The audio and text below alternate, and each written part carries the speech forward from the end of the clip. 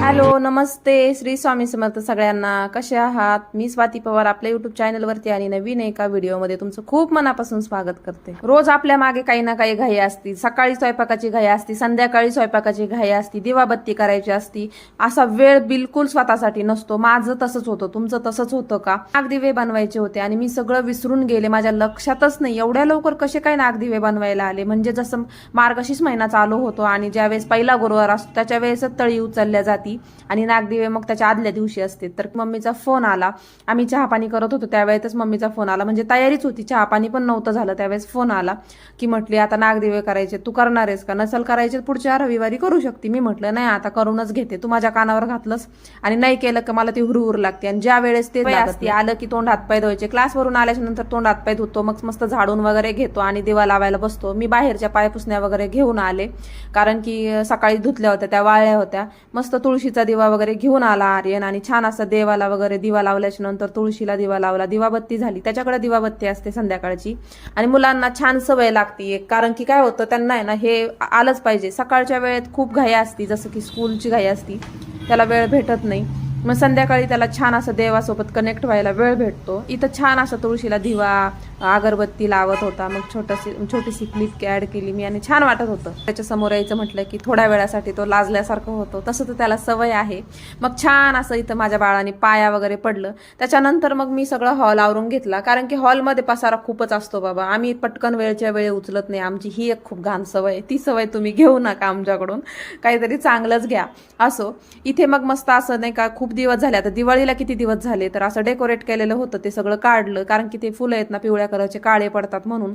मग आर्यन अभ्यासाला बसला आणि मी काय बाहेरचं झाडून पुसून घेत होते. झाडून घेतलं होतं बाहेरचं छान असं फडक्याने पुसून घेतला, फरशी पुसून घेतली छान. कारण की काय होतं, असं काहीतरी स्पेशल असलं ना की थोडीशी रांगोळी काढावीशी वाटते. तशी तर संध्याकाळची मी रांगोळी काढतच नाही आणि सकाळची वगैरे काढत असते. तर आर्यननी त्याचं काम उरकून अभ्यासाला बसला होता. मग मी मस्त तिथं छान पुसल्याच्या नंतर थोड्या वेळ सुकायला ठेवलं. म्हणलं कारण सुकलं ना की मगच रांगोळी छान राहती, नाही तर ती सगळी अशी काळी पडती.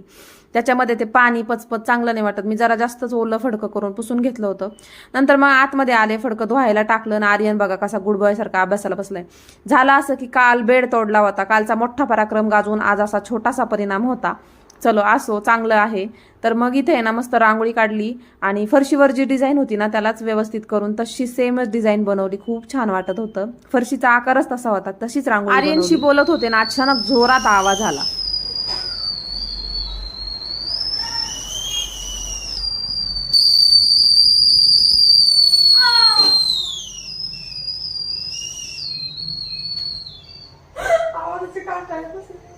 दुधाचं कुकर आहे. दूध तापल्याच्या नंतर ते जोरात आवाज देतं की बाई मी वर जायचे आत, मला बंद कर.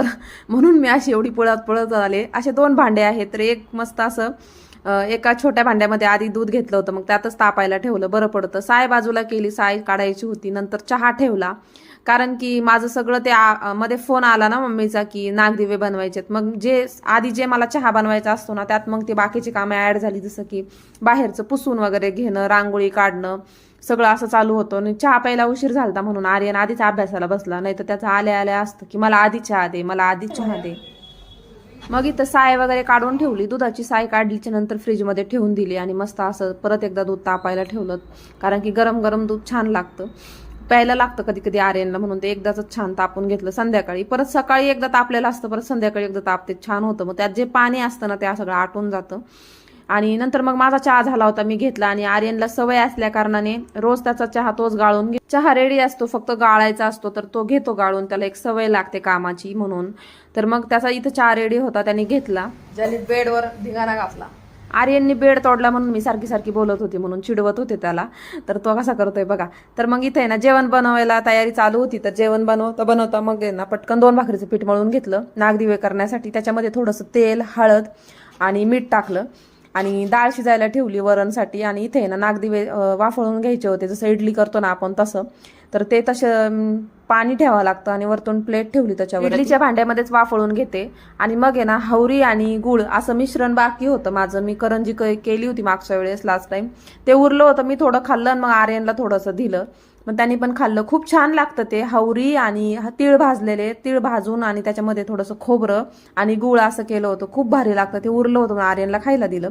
इथे माझे नागदिवे बनवायचे चालले होते. 2-3 वेळेस तर मोडले, छोटे छोटे बनवले. पीठ पण कमी होतं, खूपच कमी असल्यामुळे. बाजरीचं जास्त पीठ, म्हणजे बाजरीचं जास्ती पण भाकरी खात नाही ना, त्याच्यामुळे पीठ नसतं. इथं देवाचे 5, आर्यनचे 5 आणि आर्यनचे पप्पाचे 5 असे 15 नागदिवे बनवायला घेतले. भाकरीचं जे नागदिव्याचं जे पीठ होतं ना भाकरीला, म्हणजे बाजरीचं, त्याची एक भाकर बनवून असं एवढं पीठ उरलं होतं. मग पटकन अशी भाकरी बनवून घेतली.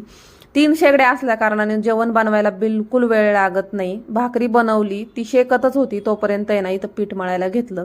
त्याच ताटामध्ये ना कणिक मळून घेतली. म्हणजे अगदी 2-3 चपात्या होत्या ना, असं खरं तर 2-3च, म्हणजे एक जरी दीड मी खाल्ली तर एक चपाती मी खाल्ली तर एक चपाती आर्यनला लागती.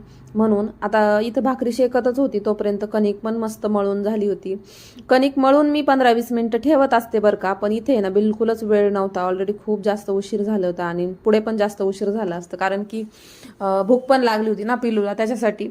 मग पटकन इथे ना 1 चमचा तेल घेतलं आणि तेल टाकल्याच्या नंतर, जर वेळ नसेल ना तर पटकन तेल टाकल्याच्या नंतर पण कणिक छान होती आणि पोळ्या पण छान येतात. तसंच केलं मी पण, थोडंसं तेल टाकून घेतलं. आता नागदिवे बनवायची सगळीकडे वेगळी वेगळी पद्धत असती. कोणी कसं बनवतं, कोणी कसं बनवतं. आता नागदिवे बरेच जण आहेत ना, ते असतात ना, त्या छोटे छोटे दिवे असतात ना, ते वरणामध्ये खातात बरं का. मला माहित नाही, आमच्या म्हणजे आम्ही तर नाही खात. आता हे सगळं जे काय आहे ना, ते पुजल्याच्या नंतर दुसऱ्या दिवशी गाईलाच द्यायचं असतं. पण बऱ्याच ठिकाणी पद्धत असते की ते बरेच लोक, म्हणजे बऱ्याच ठिकाणी ते वरणामध्ये खातात बरं का. आमच्या इकडे बी खातात, पण मी नाही अजून ते कधी वरणामध्ये खाल्लंय बरं का. पण जास्तीचं बनवून खातात बरं का. पण मी देवापुरतेच असे दिवे लावण्यासाठी नागदिवे बनवते. नेहमी तसंच करते मी. असं जास्त म्हणजे वरणामध्ये खाण्यासाठी वगैरे कोण खातं ना, ते कोणी खात पण नाही, तसंच पडतं म्हणून. आणि नंतर मग इथं वरण पण मस्त शिजून झालं होतं. म्हटलं चला आता पटकन फास्ट आहे ना, वरणाची पण तयारी करूया. वरण मी आहे ना जरा 2 प्रकारचं, म्हणजे कसं, कोणी कोणी फक्त लालच बनवतं, कोणी कोणी फक्त हिरवच, म्हणजे हिरव्या मिरचीचीच फोडणी देतं. तर मी तसं नाही करत, दोन्ही पण एकत्र टाकते. आणि वरणाला कोणी कोणी कांदा टाकतं, म्हणजे माझ्यासारखं. मला कांद्याचीच फोडणी आवडते वरणाला, छान लागतं आणि चविष्ट. भाकरी आहे ना छान अशी गॅसवरती भाजून घेतली, कारण की त्यात हळद टाकली म्हणून जळत होती का काय माहिती. आज आहे ना जरा जास्त जळत होती. बारीक गॅस होता तरी पण ती जरा अशी हे झाली होती. तर असं नेहमी हळद नाही टाकत, पण आज काय मला वाटलं नागदेवासाठी थोडीशी किंचित टाकली, कलरसाठी बरं का. तर अशी छान भाकरी छान अशी भाजून घेतली आणि ती जास्त कडक झाली होती. असं वाटत होतं त्याच्यावर थोडंसं तेल लावायचं, थोडंसं मीठ लावायचं आणि असं खायचं. लहानपणी बघा आपण असं, म्हणजे मी तरी खात होते असं. माझा आर्यन भाकरी अजिबात खात नाही, त्याला भाकरीची सवय लागावी म्हणून मी काय करत असते, भाकरीचं मधलं जे असतं ना पापुडा काढायचा आणि त्याला पूर्ण असं तेल लावायचं, वरून मीठ लावायचं आणि त्याला असं रोल करून खायला द्यायचं. म्हणजे कसं त्याला ते आवडतं. पण अशी जर आपण म्हणजे भाजीसोबत भाकरी दिली ना तर तो खात नाही. मग इथे लसूण वगैरे मस्त असा निवडायला घेतला. त्याच्या आधी ना डाळ म्हटलं थोडीशी हलवून घेऊया. डाळ जर अशी पूर्ण मिक्स करून घेतली ना तर छान वरण बनतं. नाही तर मग ते असं त्याच्यामध्ये मोठी मोठी डाळ राहते, असं छान हलवून घ्यायचं, अशी छान मिक्स होते. आणि ते डाळ एकीकडे पाणी एकीकडे राहत नाही, त्याच्यामुळे असं करते आता. पहिलं तर माझं तसंच व्हायचं, डाळ एकीकडं पाणी एकीकडं. तर मग इथे ना फोडणीसाठी आहे ना मसाले डबा वगैरे घेतला. सोबत सगळं एकत्र घेतलं ना पटापट कामं होतात. कारण की मांडणी त्या साईडला आहे, फ्रीज त्या साईडला आहे, किचन वाटा एवढा मोठा आहे आणि असं जा तिकडं ये इकडं असं होतं नेहमी माझं. कारण की किचनला काय ट्रॉल्या वगैरे नाहीये की हे सगळं जागचं जाग होईल म्हणून. हे मी शोरून डब्बे घेतले होते, खूपच भारी आहेत बाबा. कारण की त्याच्यामध्ये कोथिंबीर एवढी फ्रेश राहते, शुक्रवारी आणलेली कोथिंबीर आहे. सकाळी ठेसा बनवला होता, मला अचानक खाऊ वाटला होता, मस्त नाश्ता केला होता खूप छान. आणि कांद्यामध्ये परतिलं होतं म्हणून 1 नंबर झाला होता. आता तो परत खायचा आहे म्हणून मी काढून ठेवला, नाही तर फ्रीजमध्ये आहे ना ते अजून वेगळा वास लागतो त्याला. वरणामध्ये आहे ना 1 कांदा, थोडासा लसूण, टोमॅटो, हिरवी मिरची, कोथिंबीर, जिरे, मोहरी, हळद आणि लाल तिखट, खूप छान फोडणी बनते, इतकी सुंदर ना. आणि कांदा घातलेला नाही का जे वरण असतं ना ते माझ्या मिस्टरांना पण खूप आवडतं, आर्यनच्या पप्पाला आणि मला पण खूप आवडतं. भारी लागतं ते. जरी पण भात नसला ना तर ते पोळीसोबत म्हणा, भाकरीसोबत एवढं भारी लागतं ना, खूप छान लागतं. डाळबट्टीला आपण जे म्हणजे डाळ बनवतो ना, जे वरण बनवतो ना, सेम तसंच असतं. नेहमी फोडणीचं वरण आम्ही असंच बनवतो. फिक्कं वरण आम्हाला आवडत नाही. इथे ना रात्रीचं रुटीन शेअर करते मी तुमच्यासोबत. कारण की काय होतं, पूर्ण दिवसभराचं जर तुम्हाला म्हणजे शेअर करायचं म्हटलं, समजा आता सकाळपासून संध्याकाळपर्यंत खूप मोठा व्हिडिओ होणार आणि मला हेच कळत नाही त्याच्यामध्ये काय दाखवायचं, किती शूट करायचं. आणि सगळं एकत्र 25-30 मिनिटाचा व्हिडिओ होतो. त्याच्यामुळे मी काय केलं, इथं सकाळचं रुटीन शेअरच नाही केलं, डायरेक्ट रात्रीचं, कारण की मी असंच करणार आहे. कधी सकाळचं, कधी दुपारचं वेळेतलं. दुपारी तर असं खास काही नसतंच बघा, पार्लरमध्ये असते मी दिवसभर. आणि संध्याकाळचं पण 6:30 ते संध्याकाळी म्हणजे 10 पर्यंतचं रुटीन शेअर करू शकते. रात्रीचं काय आणि सकाळचं काय दोन्ही वेळेत स्वयंपाक बनवायचा असतो. फक्त सकाळी भांडे धुणं, देवपूजा, फरशी, इतर काही कामं छोटे मोठे घर आवरणं असं असतं. पण संध्याकाळी त्या गोष्टीला वेळच नसतो. संध्याकाळी फिक्स एकच ठरलेलं राहतं. कधीतरी संध्याकाळी फरशी वगैरे पण पुसावी लागते. असं रोजच पुसते असं नाही, कधीतरी म्हणजे सकाळी एकदा पुसली ना संध्याकाळी परत नाही पुसत बरं का, पहिली पुसायची. तर इथे ना कांदा एकदम काळा होता, म्हणजे मी शुक्रवारी कांदे आणले होते ना, ते जरा आतून काळे होते म्हणून तो धुवून घेतला, पटापट इथं चिरून घेतला. आणि लसूण पण सगळं आधी सोबत सगळं केलं ना की मग पटकन फोडणी द्यायला बरं पडतं. मग इथे ना कढईमध्ये पहिल्यांदा कांदा, नंतर म्हणजे लसूण, हिरवी मिरची बारीक कट नाही करत, हिरवी मिरची मोठीच ठेवायची, कारण की तिला जास्त बारीक केलं की वरण खूप तिखट होणार म्हणून असं. आणि नंतर मग त्याच्यामध्ये टोमॅटो वगैरे सगळं टाकायचं, जिरे मोहरी हळद असं छान. आणि सगळ्यात महत्वाचं आहे ना, डायरेक्टच वरण नाही टाकायचं. कधी पण काय करायचं, थोडंसं पाणी वरणाचं वरती असेल तर ते टाकायचं. आणि जर वरणामध्ये पाणीच नसेल आणि डाळच असेल ना, तर मग थोडंसं एक्स्ट्रा पाणी टाकू शकतो आपण डायरेक्ट फोडणीला. म्हणजे काय करायचं, जरी भाजीची जरी फोडणी केली ना, तर टोमॅटो कांदा ते परततं ना, परतायच्या वेळेस आहे ना ते सगळं त्याला छान असं तेल सुटू म्हणून एक्स्ट्रा थोडंसं छोटंसं कपभर किंवा 4-5 चमचे मोठे असतील तर पाणी टाकायचं, कारण की ते परतायला छान शिजतं ते. आणि शिजल्याच्या नंतर कसं कच्चं वगैरे राहत नाही आणि त्याला तरी पण येते, आणि मग ती तरी भाजीमध्ये उतरते. मी अशीच करते नेहमी. वरणाला पण तशीच करते. वरणामध्ये एक्स्ट्रा पाणी असेल ना तर तेच पाणी त्याच्यामध्ये टाकते, थोडं 5 मिनिटं शिजून देते, म्हणजे तो अर्क असतो ना त्याच्यामध्ये ते तरी वगैरे ते छानच येतं आणि खूप सुंदर लागतं, टेस्टी लागतं थोडंसं. कांदा टोमॅटो परतल्याच्या नंतर डायरेक्टच वरण जर म्हणजे आपण डाळ जर डायरेक्ट जर टाकली ना तर ती कच्ची फोडणी बसल्यासारखं वाटते मला, म्हणून मी नेहमी अशी करते. तुम्ही करून पहा, करत असताना अगदीच छान.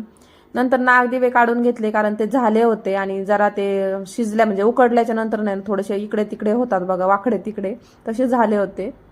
तुम्हाला जर माझे व्हिडिओज बघायला ऐकायला आवडत असतील तर नक्की सबस्क्राईब करा. ज्या लोकांनी सबस्क्राईब केले त्यांचं मनापासून धन्यवाद. आणि जे नवीन लोक जोडणार आहेत, जे नवीन सबस्क्रायबर येणार आहेत, त्यांच्यासाठी खरंच म्हणजे मनापासून धन्यवाद की ते मला जोडल्या गेलेले आहेत. आणि तुम्हाला असेच घरगुती पण व्हिडिओज बघायला भेटतील. आणि आता आपलं चॅनल मॉनिटाईज झालेलं आहे म्हणून मी सगळेच व्हिडिओ शेअर करते. शॉर्टमध्ये ना मी पहिलं फिल्टर लावून म्हणजे इन्स्टावरती जे फिल्टर असतं ते व्हिडिओज टाकत होते. इन्स्टावरती खूप छान फिल्टर आहे, तसं यूट्यूबला पण फिल्टर आहे पण मी कधी यूज नाही केलं आणि क्लॅरिटी एवढी बरोबर दिसत नाही. तर इन्स्टाला जे फिल्टर्स असतात ना आणि त्याच्यावरच कॉमेडी व्हिडिओज बनवायची. पण नंतर म्हटलं की कधी भविष्यात जर कॉमेडी व्हिडिओ दुसऱ्याच्या आवाजातले जर बंद पडले आणि कंटेंट इथून पुढे आता बरेच लोक आहेत ना आपल्या आवाजामध्येच करतात, तर आपण किती दिवस लोकांच्या आवाजावरती व्हिडिओज बनवायचे. इन्स्टावरती फेसबुकवरती तर मी टाकूच शकते, पण मी यूट्यूबवरती आता स्वतःच्या आवाजात म्हणजे व्हिडिओ नाही बरं का, पण म्हणजे कॉमेडी व्हिडिओ जरी काढले तर प्रयत्न करल की मी माझ्या आवाजात बनवल. आता मी शॉर्टमध्ये सुद्धा माझं घरातलं रुटीनच शेअर करत आहे आणि लॉंग व्हिडिओमध्ये सुद्धा तेच करत आहे आणि मला नेहमी तेच करायचं होतं. चॅनल मॉनिटाईज होत नव्हतं तोपर्यंत कंटेंट म्हणजे रंगोली मॅटचं टाकत होते. रंगोली मॅट बनवता येते, मी माझ्या शॉपमध्ये ठेवलेले विकते, पण दिवाळीमध्ये खूप विकल्यात.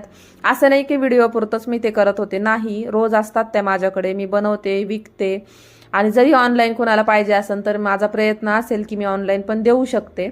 चला, इथे माझं वरण बनून रेडी झालं होतं. मग एक ताट पुसून घेतलं, त्या ताटामध्ये छान असे दिवे ठेवून घेतले, नागदिवे, आणि त्याच्यामध्ये ना कात्रीने कट केलं, कारण की वात खूप मोठी होती तर कात्रीने कट केली आणि दोन याच्यात नागदिवे लावले. इथे मस्त असे छान असे पाजळायला ठेवतात, आमच्या इकडे पाजळायला म्हणतात बरं का.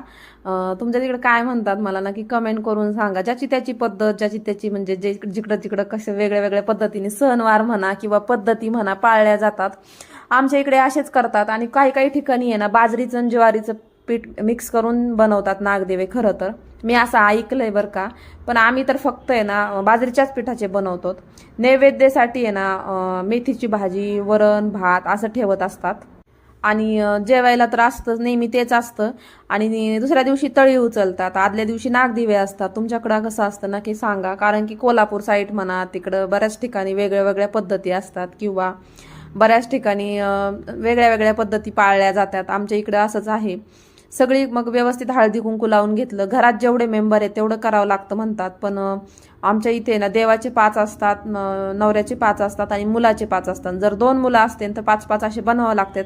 आता खरं सांगू का बनवावे लागतात तेच मला माहित नाहीये, पण नागदिवे बनवणं खूप शुभ असतं आणि ते आपण केलंच पाहिजे. जर काही अडचण असेल तर त्या पुढच्या रविवारी म्हणा असं करू शकतो. खूप घाई झाली होती, ते साडी वगैरे नेसायला पाहिजे होतं, पण तेवढा वेळही नव्हता आणि उशिरा कळल्यामुळे ड्रेसवरच होते. ओढणी पण सापडली नाही, म्हणून इथं जे स्कार्फ मी रोज वेअर करत असते ना, तोंडाला बांधत असते ना, तेच मस्त टाकून घेतलं डोक्यावर. कारण की देवासमोर जर नमस्कार करायचं म्हटलं ना की मला मोकळ्या डोक्याने करूच वाटत नाही, असं वाटतं ओढणी वगैरे घ्यावं, ते बरं वाटतं. मग छान देवापाशी इथे ना फुलांनी त्याची डेकोरेट केलं, थोडे फुलं होते. नंतर मग छान असं सजवून घेतलं, पाया वगैरे पडले. नंतर आर्यन आला, आर्यननी पण नमस्कार केला देवाला. तुम्हाला जर व्हिडिओ आवडला असेल तर नक्की कमेंट करून सांगा आणि व्हिडिओला लाईक करा, शेअर करा, सबस्क्राईब करा. चला भेटू नवीन एका छान व्हिडिओमध्ये. तोपर्यंत सगळ्यांना श्री स्वामी समर्थ. पूर्ण व्हिडिओ पाहिल्याबद्दल मनापासून धन्यवाद.